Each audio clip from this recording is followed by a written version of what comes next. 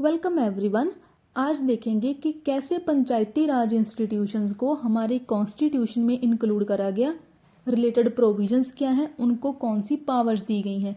73rd amendment act 1992 से पंचायती राज institutions को हमारे कॉन्स्टिट्यूशन में ऐड कर दिया जाता है, उनको पावर्स दी जाती हैं, उनको प्रोटेक्शन दी जाती है एंड ये अमेंडमेंट लागू होती है 24 अप्रैल 1993 को। इसके बाद 1 ईयर का टाइम दिया जाता है हर एक स्टेट को कि अपनी लोकल कंडीशंस के अकॉर्डिंग आप अपनी स्टेट में लोकल एरियाज में पंचायती राज इंस्टीट्यूशंस को इस्टेब्लिश करें, पंचायत को कॉन्स्टिट्यूट करें। अब देखते हैं कि इस 73rd अमेंडमेंट के बाद हमारे कॉन्स्टिट्यूशन में कौन से चेंजेस आते हैं। सबसे पहले तो इस एक्ट के थ्रू पार्ट 9 ऐड करा जाता है हमारे कॉन्स्टिट्यूशन में। नाम इसको दिया जाता है द पंचायत। इसके साथ ही आर्टिकल्स भी ऐड करे जाते हैं 243 से लेकर 243 ओ तक, ये कैपिटल ओ में है। सो इतने आर्टिकल्स ऐड करे जाते हैं एंड साथ में ही एक 11th शेड्यूल भी ऐड करा जाता है। इस 11th शेड्यूल में 29 फंक्शनल आइटम्स हैं। इनको फंक्शनल आइटम्स ऑफ पंचायत क्यों बोला जाता है, क्योंकि इन्हीं आइटम्स के ऊपर जो 29 आइटम्स दी गई हैं इस 11th शेड्यूल में, इन्हीं के ऊपर ही पंचायत को काम करना होगा। उसकी कुछ इससे रिलेटेड रिस्पॉन्सिबिलिटीज़ होंगी, उनको कुछ अथॉरिटीज़ दी जाएंगी पंचायत को इन्हीं 29 आइटम्स से रिलेटेड। एंड इनको याद कैसे रखना है वो मैं आपको आगे बताऊंगी। इसके साथ ही देखिए, इस एक्ट ने आर्टिकल 40 को एक practical shape they the. Article 40 directive principles of state policy का पार्ट था। इट मीन्स कि ये स्टेट के ऊपर एक सिर्फ डायरेक्शन ही थी, स्टेट के ऊपर एक मॉरल ऑब्लिगेशन ही थी कि आप विलेज पंचायत को ऑर्गेनाइज करो, उनको पावर्स भी दो सो दैट वो अपने एरिया की गवर्नेंस को चला पाएं, as units of self governance वो काम कर पाएं।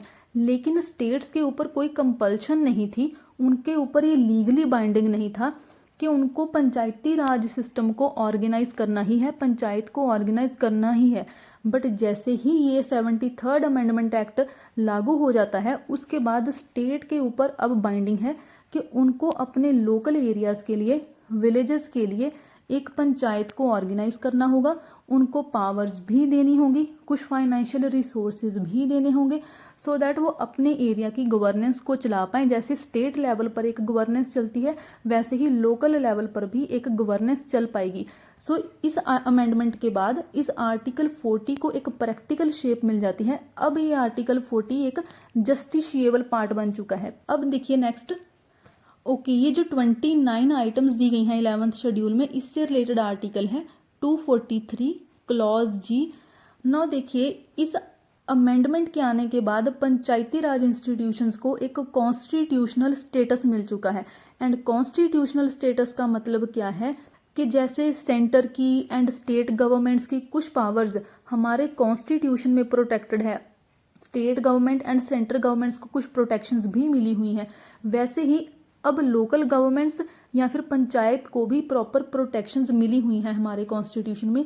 स्टेट गवर्नमेंट के ऊपर अभी एक कॉन्स्टिट्यूशनल ड्यूटी है, स्टेट गवर्नमेंट को ये चीज़ करना ही होगा कि within 1 year of this amendment act हर एक स्टेट अपनी लोकेलिटी के लिए, अपने लोकल एरियाज के लिए एक पंचायती राज इंस्टीट्यूशन लेके आए, एक पंचायत को सेटअप करे।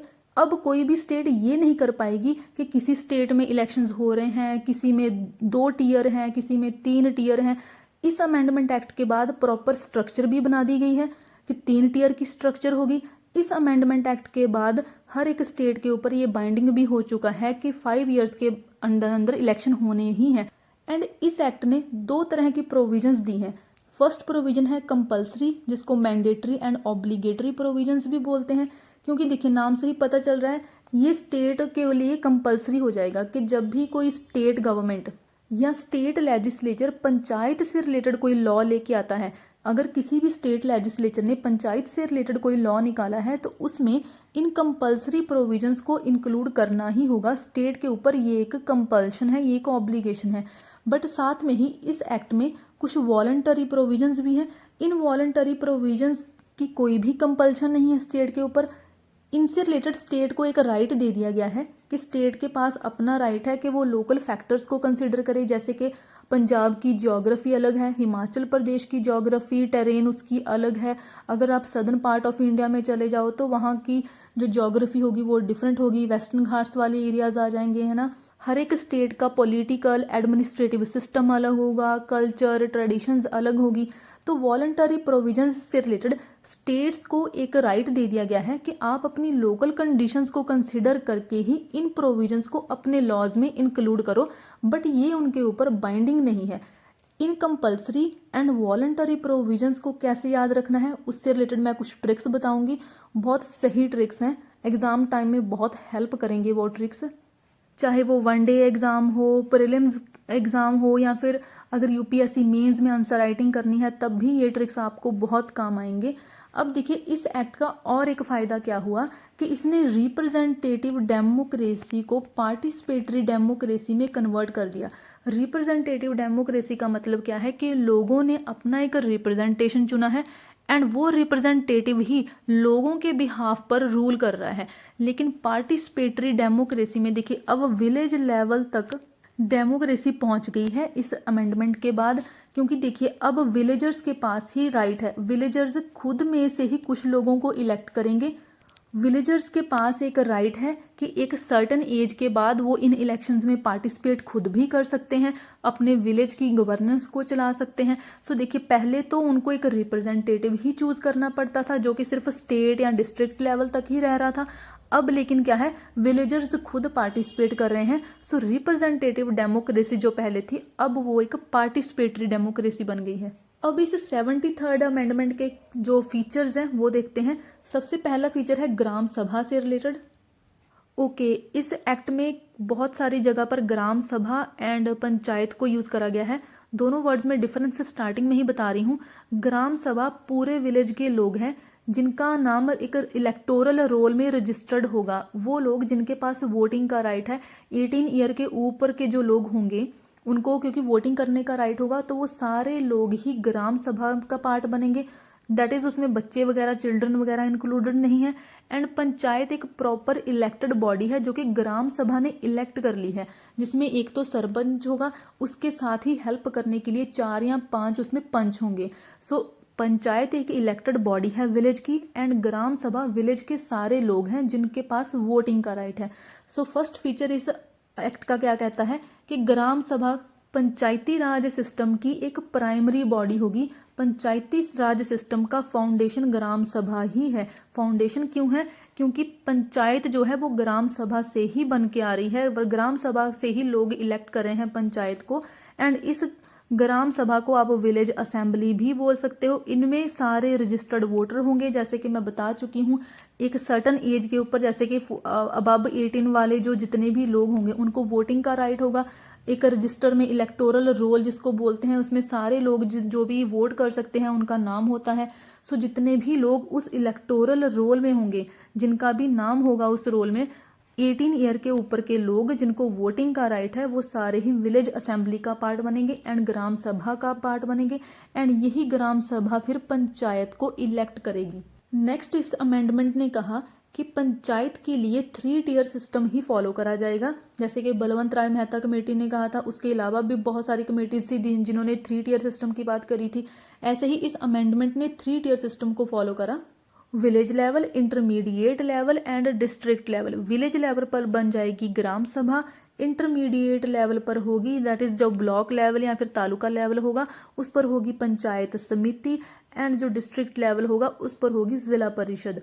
एंड इसी एक्ट ने ही इन टर्म्स का मीनिंग भी बता दिया। जैसे कि पंचायत का मीनिंग इस एक्ट के अकॉर्डिंग क्या है कि एक इंस्टीट्यूशन है जो कि रूरल एरियाज में सेल्फ गवर्नेंस करेगा। अब ये तो हमें अब तक क्लियर हो ही चुका है ना कि पंचायत का काम क्या है, एक विलेज में सेल्फ गवर्नेंस करना, खुद विलेज की एडमिनिस्ट्रेशन को, विलेज की गवर्नेंस को चलाना, विलेजर्स के इश्यूज को रिजॉल्व करना, ये सारे काम पंचायत के होंगे। सो इसी एक्ट ने ही पंचायत की डेफिनेशन भी दे दी। इसी एक्ट ने ही बताया कि विलेज का मतलब क्या है कि वो एरिया, वो विलेज जिसको गवर्नर ने पब्लिक नोटिफिकेशन के थ्रू स्पेसिफाई करा है। गवर्नर ने एक पब्लिक नोटिफिकेशन निकाल दी है, उसने एक बाउंड्री बता दी है कि इतना एरिया जो होगा उसको विलेज माना जाएगा। इस एरिया के लिए फिर इलेक्शंस वगैरह भी होंगे। इस एरिया के बाद की जो बाउंड्री, इस बाउंड्री के बाद का जो एरिया होगा वो विलेज का पार्ट नहीं होगा। ये सारी चीज़ें गवर्नर डिसाइड करेगा। एंड इंटरमीडिएट लेवल को भी गवर्नर ही बताएगा कि विलेज और डिस्ट्रिक्ट के बीच का जो लेवल होगा उसको इंटरमीडिएट लेवल माना जाएगा। एंड गवर्नर इसके लिए भी प्रॉपर एक पब्लिक नोटिफिकेशन निकालेगा। डिस्ट्रिक्ट का मीनिंग भी इसी एक्ट में ही बताया गया है कि सिंपल एक स्टेट का डिस्ट्रिक्ट। सो इस एक्ट ने 3 टियर सिस्टम दे दिया। इसका देखिए फायदा क्या हुआ कि एक यूनिफॉर्मिटी आ गई। पहले क्या हो रहा था कि किसी स्टेट में 3 टियर फॉलो हो रहे थे, किसी में 4 फॉलो हो रहे थे। जैसे कि वेस्ट बंगाल में 4 टियर सिस्टम था पंचायती राज इंस्टीट्यूशन का, राजस्थान में 3 थे। अब सारी जितनी भी स्टेट्स होंगी उनमें 3 टियर मॉडल ही रहेगा। तो एक यूनिफॉर्मिटी आ चुकी है। इससे देखिए गवर्नेंस चलाना भी इजी रहेगा, स्टेट लेवल के लिए हैंडल करना इजी रह जाएगा स्टेट गवर्नमेंट के लिए। लेकिन साथ में ही इस एक्ट ने ये भी बता दिया कि अगर किसी स्टेट की पॉपुलेशन 20 लाख से कम है तो उसके लिए इंटरमीडिएट लेवल पर पंचायत समिति बनाना कंपलसरी नहीं है। सो इसने 2 टियर की भी प्रोविजन दे दी कि सिर्फ विलेज लेवल की पंचायत होगी एंड डिस्ट्रिक्ट लेवल की पंचायत होगी, लेकिन सिर्फ उन स्टेट्स के लिए ही होगा ये जिनकी पॉपुलेशन 20 लाख से कम है। अब इन तीनों लेवल्स पर इलेक्शन भी होगा। सबसे नीचे वाले लेवल से चलते हैं। देखिए सबसे पहले क्या होगा, विलेज पंचायत के लिए ग्राम सभा इलेक्ट करेगी। जो पंचायत के मेंबर्स होंगे उनको डायरेक्टली ग्राम सभा के मेंबर्स वोट करके इलेक्ट करेंगे। एंड जो चेयरपर्सन होगा विलेज लेवल पर उसको स्टेट लेजिस्लेचर के लॉ के अकॉर्डिंग ही इलेक्ट करा जाएगा। स्टेट लेजिस्लेचर ही बताएगा कि किस मैनर में एक विलेज लेवल के चेयरमैन को इलेक्ट करना है। फिर नेक्स्ट लेवल इंटरमीडिएट पर आते हैं जहां पर होगी पंचायत समिति। जो इसके मेंबर्स होंगे उसको भी डायरेक्टली इलेक्ट करा जाएगा। एंड जो चेयरपर्सन होगा इंटरमीडिएट लेवल पर उसको इनडायरेक्टली इलेक्ट करा जाएगा। ऐसे ही फिर डिस्ट्रिक्ट लेवल पर पहुंचे तो जितने भी मेंबर्स होंगे उनको अगेन डायरेक्टली इलेक्ट करा जाएगा एंड चेयरपर्सन को इनडायरेक्टली इलेक्ट करा जाएगा। एंड इन सारे मेंबर्स एंड चेयरपर्सन्स के पास वोटिंग का राइट भी होगा। जब भी किसी पंचायत की मीटिंग होगी तो उसमें इन सारे मेंबर्स एंड चेयरपर्सन्स को वोटिंग करने का राइट होगा। सो देखिए village level, intermediate level and district level, तीनों ही लेवल पर मेंबर्स को डायरेक्टली इलेक्ट करा जाएगा। But district level and intermediate level पर चेयरपर्सन को इनडायरेक्टली इलेक्ट करा जाएगा। एंड जब विलेज लेवल के चेयरपर्सन की बात आएगी तो उसको स्टेट लेजिस्लेचर के अकॉर्डिंग ही इलेक्ट करा जाएगा। नेक्स्ट देखते हैं कि इस एक्ट ने रिजर्वेशन की भी बात करी। एक्ट में ही बता दिया गया कि scheduled caste and scheduled tribe लोगों के लिए उनकी पॉपुलेशन के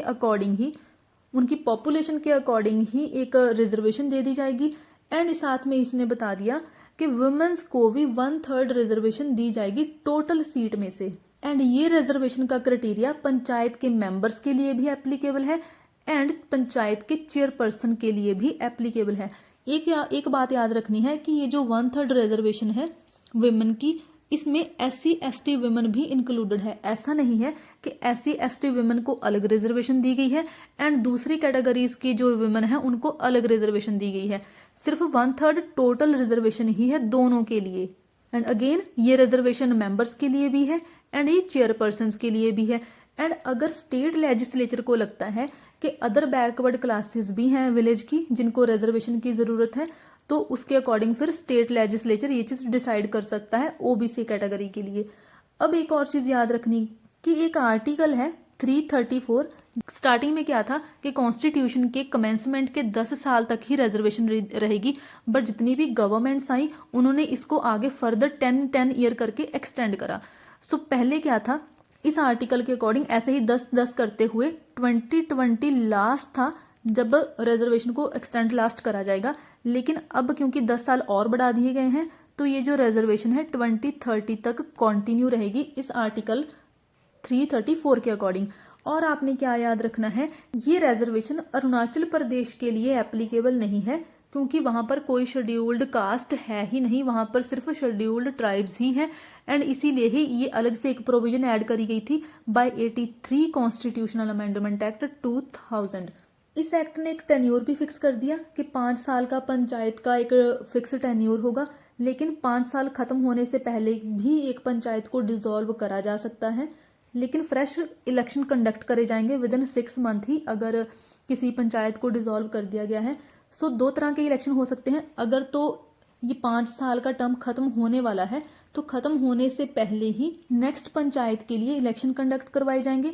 बट अगर इन केस पंचायत को डिसॉल्व कर दिया गया था, ये 5 साल का पीरियड अभी तक खत्म नहीं हुआ था, मान लीजिए जो करंट पंचायत थी उसने सिर्फ 2 साल ही कंप्लीट करे थे एंड स्टेट ने इसको डिसॉल्व कर दिया, इस पंचायत को खत्म कर दिया, अभी तो इसका 3 साल का पीरियड बाकी था, 3 साल वेट नहीं करा जाएगा। इस एक्ट के अकॉर्डिंग 6 मंथ के अंदर अंदर ही इलेक्शन कंडक्ट करवाए जाएंगे। इसका मतलब क्या है कि 2 पंचायत के बीच का जो मैक्सिमम गैप अलाउ करा गया है वो 6 मंथ का ही अलाउ करा गया है। एंड देखिए दूसरी एक और सिचुएशन भी बनती है।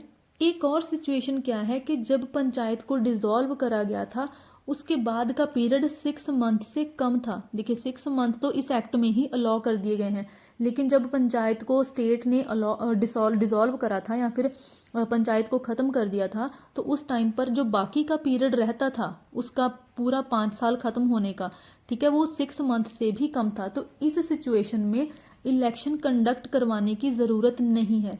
जैसे सपोज सिर्फ 5 मंथ ही रहते थे, उसका 5 साल पूरे होने में है ना पंचायत का, अभी ये 6 मंथ से कम है, तो इस टाइम पर फिर अलग से इलेक्शन कंडक्ट करवाने की ज़रूरत नहीं है। जो ग्राम सभा होगी विलेज की वो अलग से अरेंजमेंट्स कर सकती है, एक पंचायत को इलेक्ट कर सकती है जो कि उस 5 मंथ के पीरियड के लिए ही फिर ऑफिस में रहेगी, सिर्फ उतने ही पीरियड के लिए, एंड बाद में फिर अलग से नेक्स्ट पंचायत के लिए ही इलेक्शन कंडक्ट करवाए जाएंगे।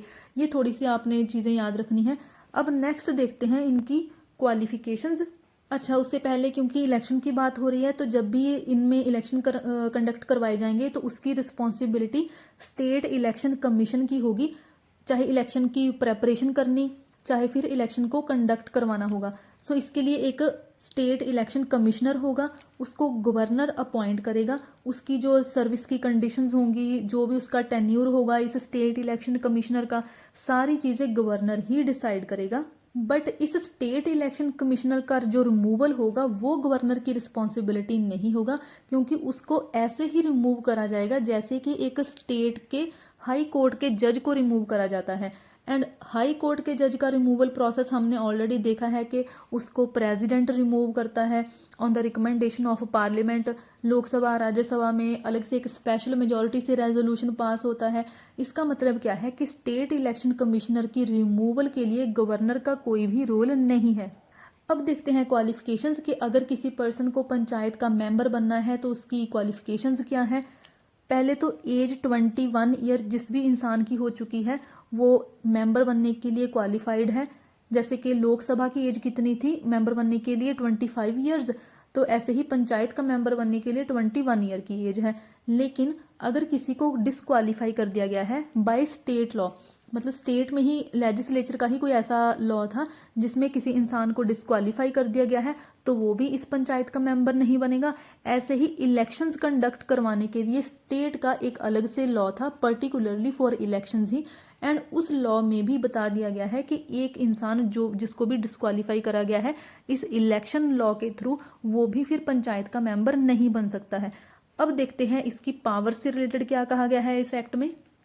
स्टेट लेजिस्लेचर ही डिसाइड करेगा कि एक पंचायत को कौन सी पावर्स दी जाएंगी, कौन सी रिस्पॉन्सिबिलिटीज दी जाएंगी, सो दैट वो as institutions of self government काम कर पाएँ, दैट इज़ वो सेल्फ गवर्नेंस चला पाएँ। उसके लिए क्योंकि कुछ रिसोर्सेज भी होने चाहिए पंचायत के पास, अगर उन्होंने गवर्नेंस करनी है उनके पास कुछ पावर्स अथॉरिटी भी होनी चाहिए। ये सारी चीज़ें स्टेट लेजिस्लेचर ही पंचायत को देगा। एंड ये पावर्स हो कैसी सकती हैं, देखिए अगर अपने विलेज की इकोनॉमिक या फिर सोशल डेवलपमेंट करनी है उससे रिलेटेड प्लान बनाने, ये भी पंचायत का ही काम होगा। या फिर जो 29 फंक्शनल आइटम्स दी गई हैं जो कि हमने आगे देखनी भी है, उन 29 मैटर्स के ऊपर अगर कोई डिसीजन लेना है, इकोनॉमिक डेवलपमेंट से रिलेटेड, सोशल जस्टिस से रिलेटेड स्कीम की इम्प्लीमेंटेशन करनी है जो कि इन 29 मैटर्स से ही रिलेटेड होगी, वो सारी पावर्स भी एक पंचायत को दी जा सकती हैं and state legislature he power देगा। एंड अगर इनको पावर्स दी गई हैं, अथॉरिटी दी गई हैं, इनको गवर्नेंस चलानी है पंचायत को, तो इट मीन्स उनके पास पैसा भी चाहिए, उनको मनी चाहिए। सो फाइनेंसिस के रिसोर्सेज भी स्टेट लेजिस्लेचर ही डिसाइड करेगा। स्टेट लेजिस्लेचर डिसाइड कर सकता है पंचायत को ये ऑथराइज कर सकता है, पंचायत को खुद को ही ये रिस्पॉन्सिबिलिटी दे सकता है कि आप टैक्स को लेवी करें, कलेक्ट करें या फिर उस टैक्स को अप्रोप्रिएट करके उस टैक्स का यूज़ करें अपनी गवर्नेंस चलाने के लिए। या फिर जो भी स्टेट गवर्नमेंट ने खुद टैक्सेस को कलेक्ट करा है, टोल ड्यूटी वगैरह को कलेक्ट करा है, स्टेट गवर्नमेंट ने खुद कलेक्ट करा है, बट वो बाद में पंचायत को असाइन कर सकते हैं, पंचायत को अलग से भी वो दे सकते हैं। ऐसे ही स्टेट गवर्नमेंट जो होगी वो खुद के कंसोलिडेटेड फंड से कुछ ग्रांट्स भी दे सकती है पंचायत को। एंड इसके लिए देखिए ये स्टेट लेजिस्लेचर ही अलग से फंड्स भी क्रिएट करवा सकता है। अगर पंचायत को ग्रांट्स वगैरह दी जा रही हैं तो वो किसी फंड में ही कलेक्ट होंगी, किसी फंड में क्रेडिट होंगी, तो उसके लिए फिर स्टेट लेजिस्लेचर अलग से फंड्स भी क्रिएट करवा सकता है जो कि स्पेसिफिकली पंचायत के लिए ही होंगे। अब देखिए क्योंकि इन्होंने जो भी पंचायत है उन्होंने पैसा खर्चा है गवर्नेंस चलाने के लिए, तो ये भी चेक करा जाएगा कि क्या वो पैसा सही जगह पर खर्चा गया है। जो भी 29 मैटर्स दिए गए हैं सोशियो इकोनॉमिक डेवलपमेंट के लिए, क्या उन्हीं मैटर्स के लिए ही पैसा खर्चा गया है? ऐसा तो नहीं है कि विलेज के जो सरपंच या फिर पंच वगैरह हैं उन्होंने खुद ही वो सारा पैसा यूज़ कर लिया है। सो देखिए एक फाइनेंस कमीशन भी सेटअप करा जाएगा। आफ्टर एवरी 5 ईयर्स गवर्नर इसको कॉन्स्टिट्यूट करेगा। इसका एक ओवरऑल काम क्या होगा फाइनेंस कमीशन का, कि चेक करना कि पंचायत को कौन से रिसोर्सेज चाहिए होंगे, कैसे पंचायत को मनी डिस्ट्रीब्यूट करी जा सकती है, एंड या फिर कैसे ये पैसा खर्चा गया है। उसके बाद ये फाइनेंस कमीशन जो होगा गवर्नर को अपनी रिपोर्ट देगा, एंड गवर्नर आगे फिर ये रिपोर्ट देगा स्टेट लेजिस्लेचर को। उसके बिहाफ पर फिर स्टेट एग्जीक्यूटिव दैट इज जो स्टेट काउंसिल ऑफ मिनिस्टर होता है, फिर वो इस रिपोर्ट के बेसिस पर एक्शन लेगा। ये फाइनेंस कमीशन देख सकता है कि कैसे जो नेट प्रोसीड्स होंगे स्टेट के एंड पंचायत, इन दोनों में कैसे नेट प्रोसीड्स को डिस्ट्रीब्यूट करा जाएगा। नेट प्रोसीड्स क्या होते हैं कि जब भी टैक्सेस वगैरह, ड्यूटीज वगैरह जो भी लेवी करे गए होते हैं, जब भी इस पैसे को कलेक्ट करा जाता है टैक्सेस के थ्रू, कलेक्शन के ऊपर जो भी खर्चा आ गया है उसको माइनस कर दिया जाएगा, फिर बाकी जितना भी पैसा बच जाएगा उसको नेट प्रोसीड्स बोला जाएगा। सो फाइनेंस कमीशन डिसाइड कर सकता है कि कैसे इस नेट प्रोसीड्स का स्टेट के बीच में एंड पंचायत के बीच में डिस्ट्रीब्यूशन होगा, कैसे पंचायत एंड स्टेट के बीच में मनी को एलोकेट करा जाएगा। यही फाइनेंस कमीशन डिसाइड कर सकता है कि कौन से taxes, duties and tolls panchayat को डायरेक्टली असाइन करे जा सकते हैं, कैसे grants in aid from consolidated fund of a state panchayat को दी जाएंगी, वो भी ये डिसाइड कर सकता है, देख सकता है, उससे रिलेटेड प्रिंसिपल्स फॉर्मुलेट कर सकता है। ये जो फाइनेंस कमीशन है ये भी बताएगा कि कैसे एक पंचायत की फाइनेंशियल पोजीशन को स्ट्रांग बनाया जा सकता है, उससे रिलेटेड कौन से मेजर्स लिए जा सकते हैं, कौन से स्टेप्स लिए जा सकते हैं, या और कोई भी मैटर जो गवर्नर ने इस फाइनेंस कमीशन को बोल दिया है कि इस पर्टिकुलर मैटर के ऊपर भी आप अपना रिव्यू दें, तो वो मैटर भी फिर फाइनेंस कमीशन डिसाइड कर सकता है। उसके बाद देखिए ये अपनी रिपोर्ट देगा स्टेट लेजिस्लेचर को, गवर्नर अपनी रिपोर्ट देगा स्टेट लेजिस्लेचर को, ये मैंने आपको ऑलरेडी बता दिया। स्टेट लेजिस्लेचर ही डिसाइड करेगा कि इस फाइनेंस कमीशन की कॉम्पोजिशन क्या होगी, दैट इज इसमें मेंबर्स कौन से होंगे, उनकी क्वालिफिकेशंस क्या होंगी, एंड उन मेंबर्स को सिलेक्ट कैसे करा जाएगा। एंड देखिए इस स्टेट फाइनेंस कमीशन को जिसको गवर्नर ने इस्टेब्लिश करा है, इसकी रिपोर्ट को सेंटर का फाइनेंस कमीशन भी कंसिडर कर सकता है एंड देख सकता है कि कैसे स्टेट के कंसोलिडेटेड फंड को इंक्रीज करा जा सकता है और ऑगमेंट करा जा सकता है। अब देखिए पैसा तो एलोकेट कर दिया गया, डिस्ट्रीब्यूशन हो गया, फाइनेंस कमीशन की हेल्प ले ली गई, बट उस पैसे को कैसे खर्चा गया है ये भी तो देखा जाएगा ना। एंड उसके लिए फिर पंचायत के अकाउंट का ऑडिट होगा, पंचायत के जो भी अकाउंट्स हैं, जैसे जिस भी जगह पर उन्होंने पैसा स्पेंड करा है उसका एक प्रॉपर बुक अकाउंट रखा जाएगा। तो स्टेट लेजिस्लेचर ही यहाँ पर भी डिसाइड करेगा कि कैसे एक पंचायत के अकाउंट्स को मेंटेन करा जाएगा एंड कैसे इन सारे अकाउंट्स को चेक करा जाएगा या फिर ऑडिट करा जाएगा।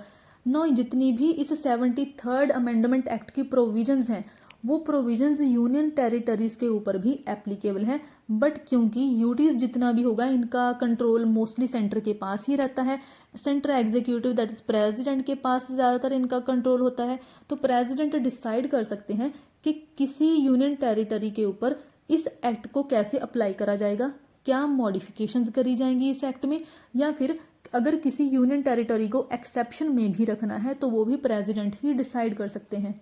इसके साथ ही कुछ एग्जेम्प्टेड स्टेट्स और एरियाज भी हैं, यहाँ पर ये एक्ट अप्लाई नहीं होगा। सबसे पहले तो MNM, that is Meghalaya, Nagaland and Mizoram, ये 3 स्टेट्स हैं जहां पर ये एक्ट 73 अप्लाई नहीं होगा। इसके साथ ही कुछ अदर एरियाज हैं। अदर एरियाज में आएंगे scheduled areas and tribal areas. Scheduled areas कौन से, जो कि 5th शेड्यूल में है, एंड ट्राइबल एरियाज जो कि 6th शेड्यूल में है। ये हम ऑलरेडी देख चुके हैं जब मैंने वो 12 शेड्यूल्स का ट्रिक बताया था, तो उस टाइम पर हमने ये 5th एंड 6th शेड्यूल भी देखा था। तो प्रेजेंटली क्या है कि 10 स्टेट्स हैं इंडिया की जो कि 5th शेड्यूल में है, सो वो शेड्यूल्ड एरियाज में आ जाएंगी। लक्ष्मीकांत में वो 10 स्टेट्स दी गई हैं, उनका नाम दिया गया है, वो एक बार रीड कर लीजिएगा। एंड जो 6th शेड्यूल है उसमें 4 स्टेट हैं, AM, TM, ये आपने याद रखना है, असम, मेघालय, त्रिपुरा एंड मिजोरम। इन चारों स्टेट्स में 10 ट्राइबल एरियाज हैं। सो ये शेड्यूल्ड एंड ट्राइबल एरियाज इस एक्ट से एग्जेम्प्टेड है, मतलब कि यहाँ पर ये एक्ट अप्लाई नहीं होगा। एंड ऐसे ही मणिपुर का हिली एरिया है जहाँ पर एक डिस्ट्रिक्ट काउंसिल है अलग से, वहाँ की विलेज और लोकल कंडीशंस के अकॉर्डिंग वहाँ पर एक डिस्ट्रिक्ट काउंसिल है, तो वहाँ पर भी ये एक्ट अप्लाई नहीं होगा।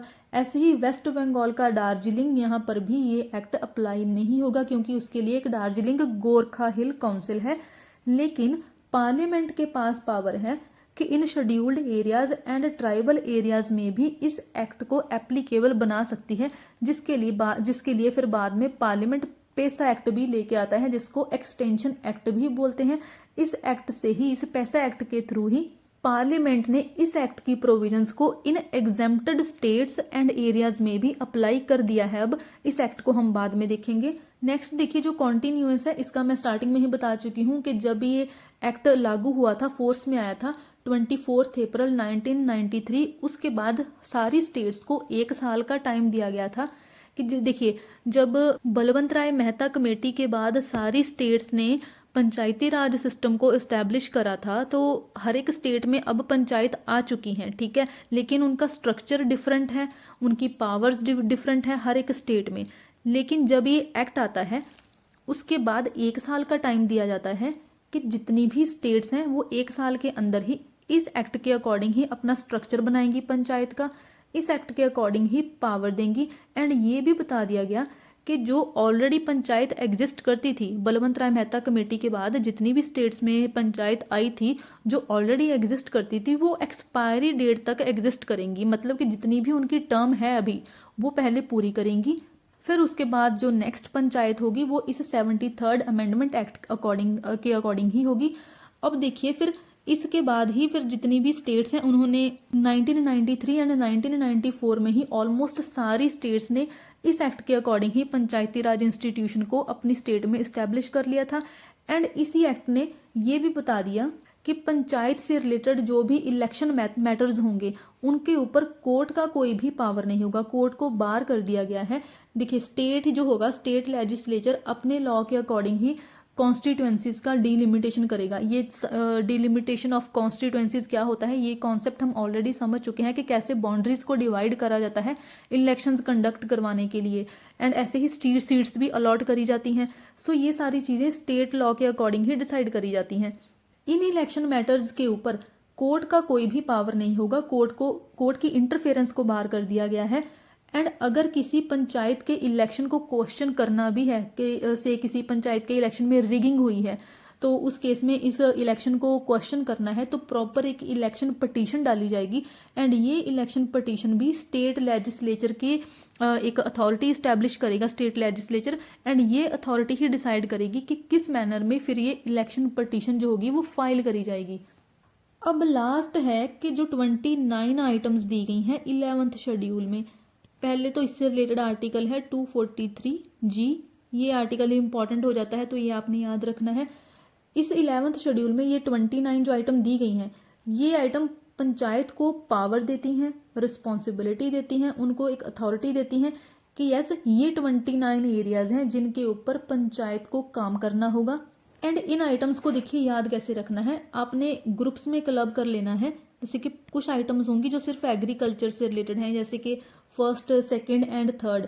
फर्स्ट क्या बोल रही है, agriculture, agricultural extension, land improvement करनी है, लैंड रिफॉर्म्स करने हैं, लैंड का कंसोलिडेशन करना है, सॉइल कंजर्वेशन, ये सारी चीज़ें एग्रीकल्चर से रिलेटेड हैं। ऐसे ही देखिए माइनर इरिगेशन, इरिगेशन भी तो एग्रीकल्चर से ही रिलेटेड है ना, वाटर का मैनेजमेंट करना है, वाटर शेड जो टेक्निक होती है वो भी एग्रीकल्चर से ही रिलेटेड है। सो तीन ये जो आइटम्स हैं ये एग्रीकल्चर से रिलेटेड है। ऐसे ही कुछ एग्रो इंडस्ट्रीज से रिलेटेड है। पॉइंट नंबर 4 टू जो 8 हैं वो एग्रो इंडस्ट्री से रिलेटेड है, मतलब कि जैसे कि फॉरेस्ट्री वगैरह हो गया, फार्म फॉरेस्ट्री हो गया, forest produce, animal husbandry, poultry वगैरह, डेयरी, फिशरीज, जो फूड प्रोसेसिंग इंडस्ट्रीज होती हैं ये भी एग्रो इंडस्ट्रीज ही होती हैं। सो कुछ ये इंडस्ट्रीज आ गई।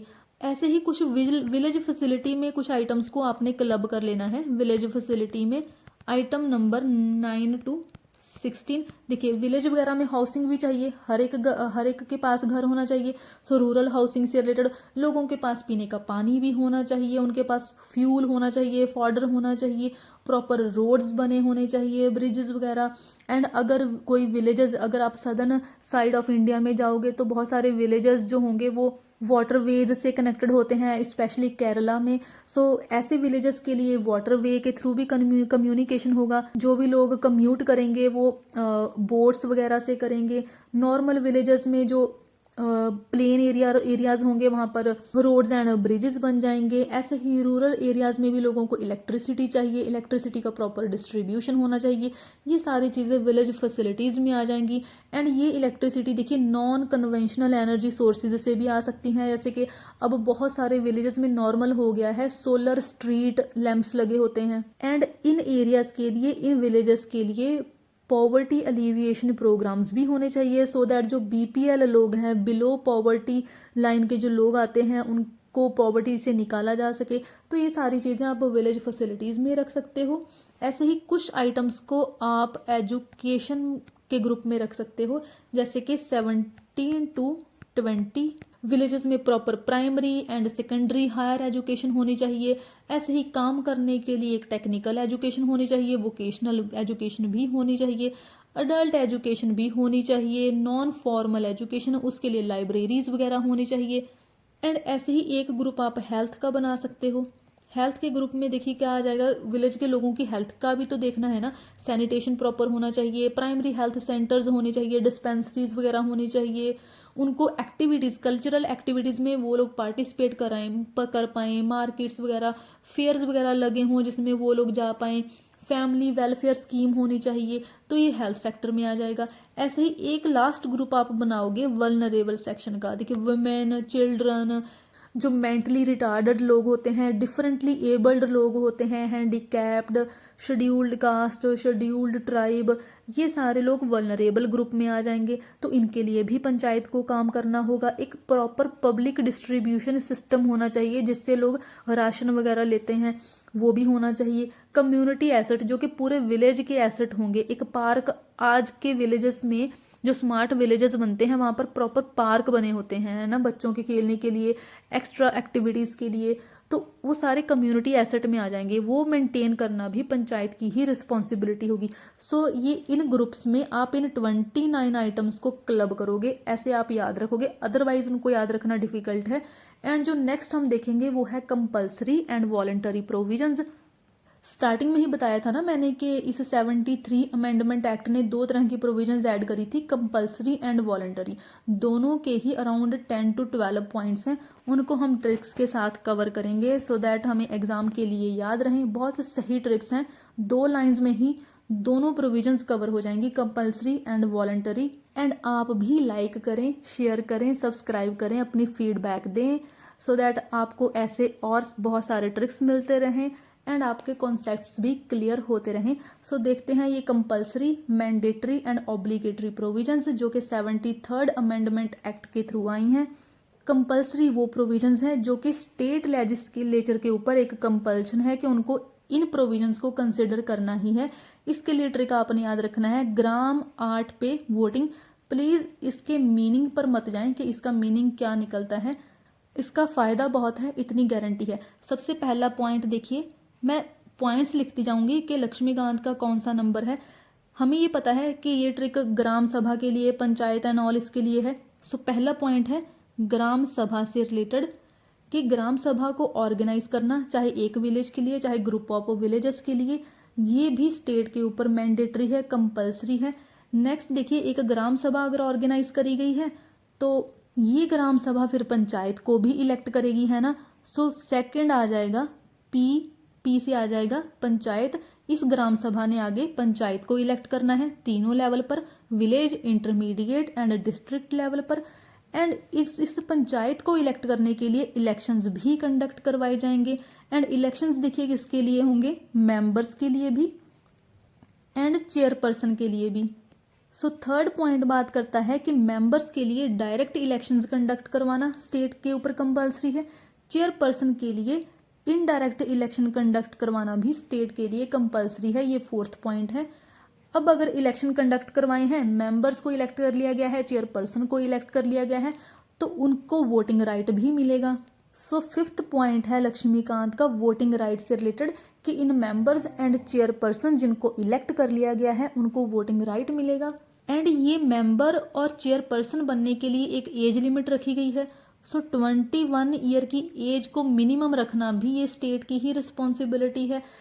अब जो नेक्स्ट आर है वो रिजर्वेशन से रिलेटेड है, क्योंकि SC STs वुमेन इनको रिजर्वेशन भी दी गई है। सो सेवंथ पॉइंट बात करता है SC ST की रिजर्वेशन की, एट्थ पॉइंट बात करता है वुमेन रिजर्वेशन की, 1/3 रिजर्वेशन की। अब इस पंचायत को इलेक्ट कर लिया गया है, इसके मेंबर्स चेयरपर्सन को इलेक्ट कर लिया गया है, तो पंचायत का टेन्यूर भी तो फिक्स करा जाएगा ना।